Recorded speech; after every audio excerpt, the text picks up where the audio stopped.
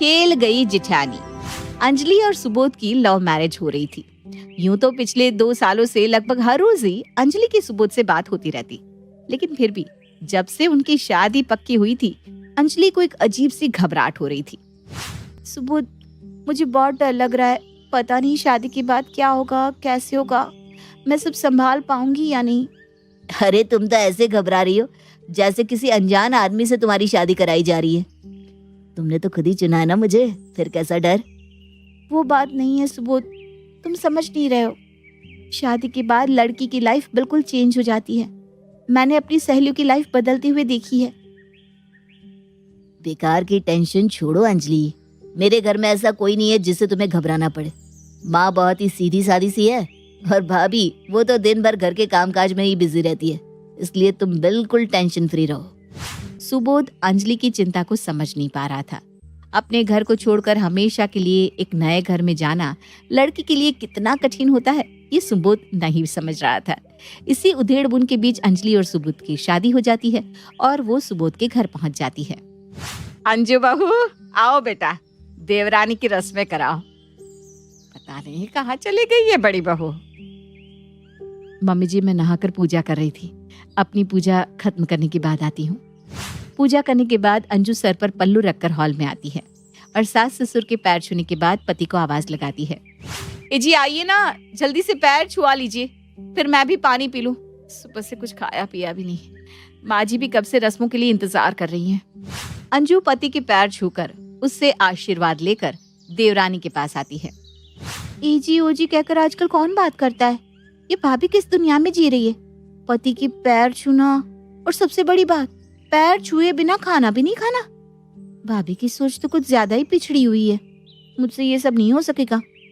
कुछ ही देर में गृह प्रवेश की सभी रस्में पूरी हो गई। अंजलि, अब तुम इस घर की छोटी बहू हो। मेरी तरह तुम्हें भी घर की परंपराएं और रीति रिवाजों को दिल से अपनाना होगा। देखो, सुबह उठकर पूजा तो तुम करती होगी, लेकिन हमारे यहाँ पूजा तब तक पूरी नहीं मानी जाती जब तक घर के सारे बड़ों के चरण स्पर्श करके आशीर्वाद ना ले लो।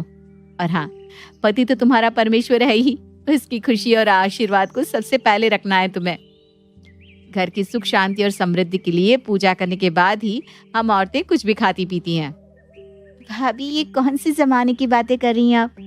परमेश्वर क्या होता है? पति तो जीवन साथी होता है ना, उसे बड़ा या ऊंचा दर्जा क्यों देना है? उसे तो पत्नी के साथ कदम से कदम मिलाकर चलना चाहिए। मुझे नहीं लगता सुबोध कोई परमेश्वर है। वो तो मेरा लाइफ पार्टनर है, बराबरी का रिश्ता है हमारा। हे भगवान, देख रही हैं मम्मी जी आप, लव मैरिज वाली बहू की बातें सुन रही है ना? ये हमारे घर के रीति रिवाजों को आज पहले ही दिन ठुकरा रही है।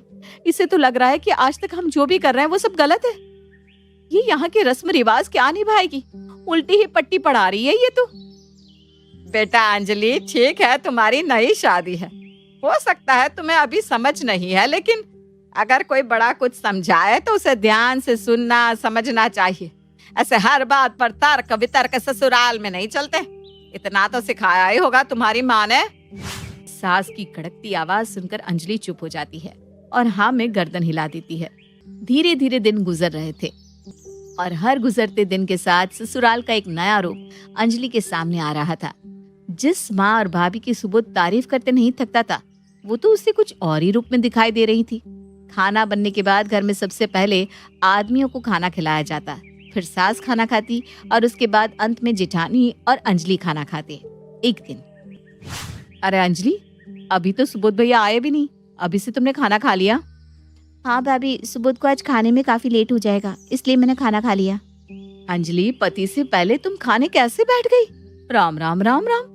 और ये क्या सुबोध सुबोध लगा रखा है? ऐसे पति का नाम लेकर कौन बात करता है? देखो, ये सब अच्छी बात नहीं है।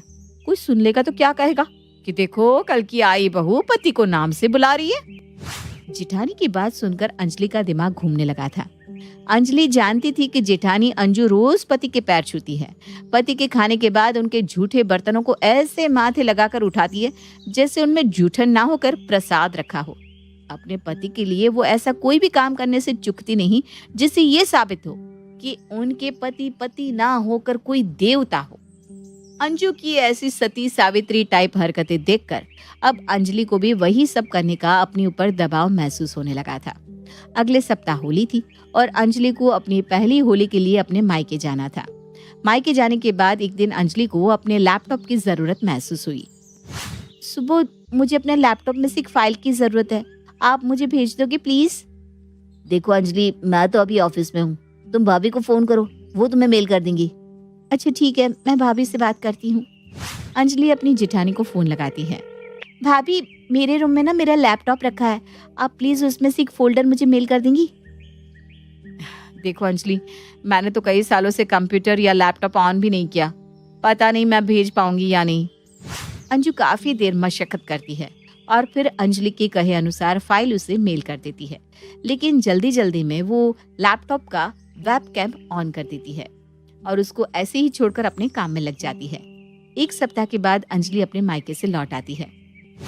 भाभी, मेरा लैपटॉप आपने कहाँ रखा? मेरे रूम में तो नहीं है। अरे, उस दिन तुम्हें मेल किया था ना, उसके बाद से मेरे ही रूम में रखा हुआ है। रुको, मैं अभी ला कर देती हूँ। अंजू अंजलि को उसका लैपटॉप ला कर देती है। लैपटॉप लेकर अंजलि अपने रूम में चली जाती है। जैसे ही वो लैपटॉप ऑन करती है, उसे एक रिकॉर्डिंग फोल्डर दिखाई देता है। अरे, ये मेरे वेबकैम पर रिकॉर्डिंग किसने की है? देखती हूँ।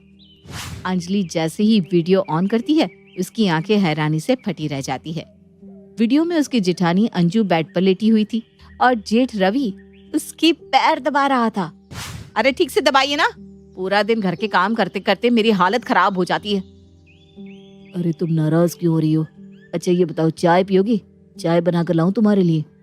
हाँ बना दो, और सुनो, मसाला चाय बनाना। तुम्हें पता है ना, मुझे तेज मसाले वाली चाय पसंद है।